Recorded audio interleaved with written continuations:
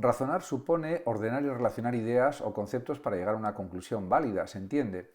O, dicho de otra forma, exponer razones para explicar o demostrar algo, por ejemplo, razonar una teoría, una respuesta, y desde un planteamiento lógico, con, diríamos, desarrollos lógicos, con premisas verdaderas y conclusiones verdaderas, no con premisas falsas y conclusiones verdaderas, porque eso sería contradictorio, ilógico y falso.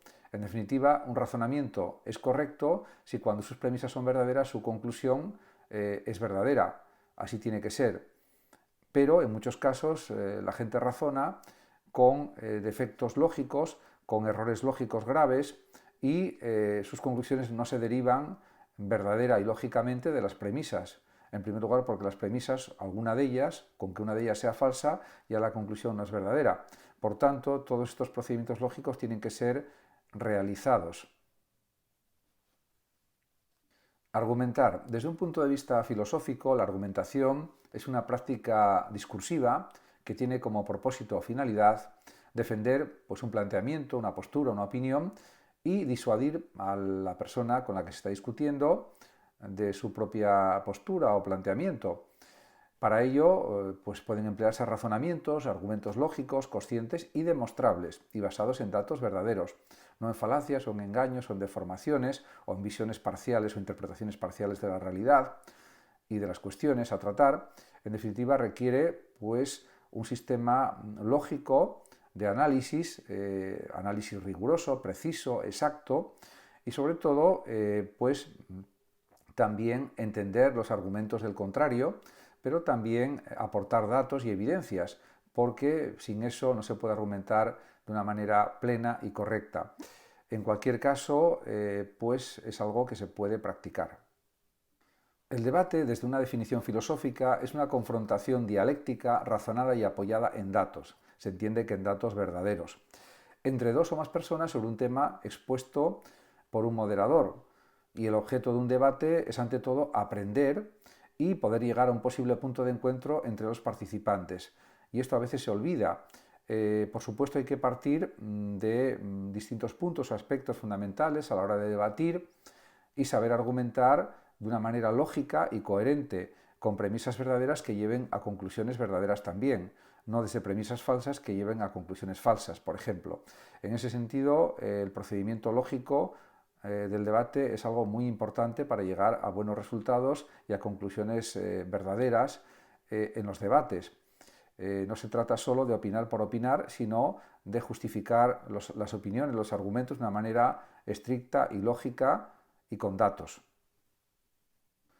Discutir significa examinar atenta y particularmente una materia o un tema.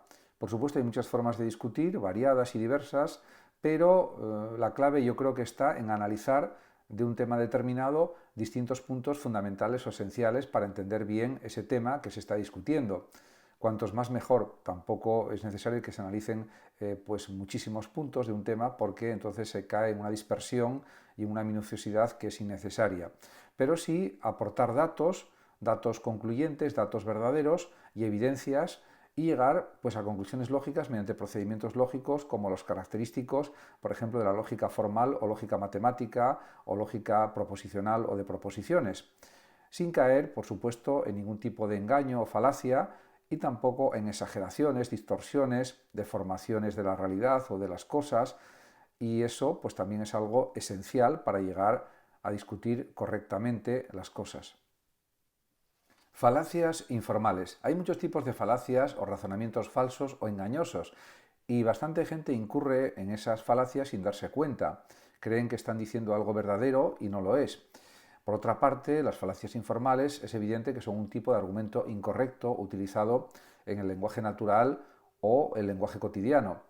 Y se puede afirmar que la fuente del error no se debe solo a la forma del argumento, sino también, en el caso de las falacias informales, puede deberse a su contenido y contexto, que no es bien utilizado o es mal interpretado, puede haber pues confusiones, ambigüedades. No hay que olvidar que el lenguaje natural tiene muchos aspectos de ambigüedad, de imprecisión, y hay personas que no analizan eso correctamente y por lo tanto se confunden en lo que argumentan, en lo que dicen, o caen en errores interpretativos o en argumentos falsos, y eso hay que evitarlo Objetividad. En filosofía, este término se refiere a expresar la realidad tal cual es. La objetividad, por tanto, está desligada o separada de los sentimientos y también de la afinidad que una persona pueda tener con respecto a otro individuo, objeto o situación.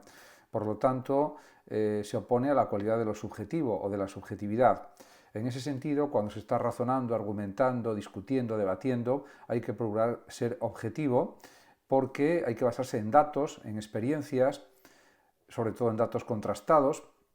En definitiva, lo objetivo se distingue muy claramente de lo subjetivo y muchas veces hay muchas personas que discuten sobre conceptos o ideas y tienen planteamientos claramente subjetivos, no se basan en datos reales, no se basan en teorías contrastadas y verificadas y en definitiva se dejan guiar por sus preferencias sentimentales, por sus deseos y no por los hechos tal como son y por un razonamiento lógico.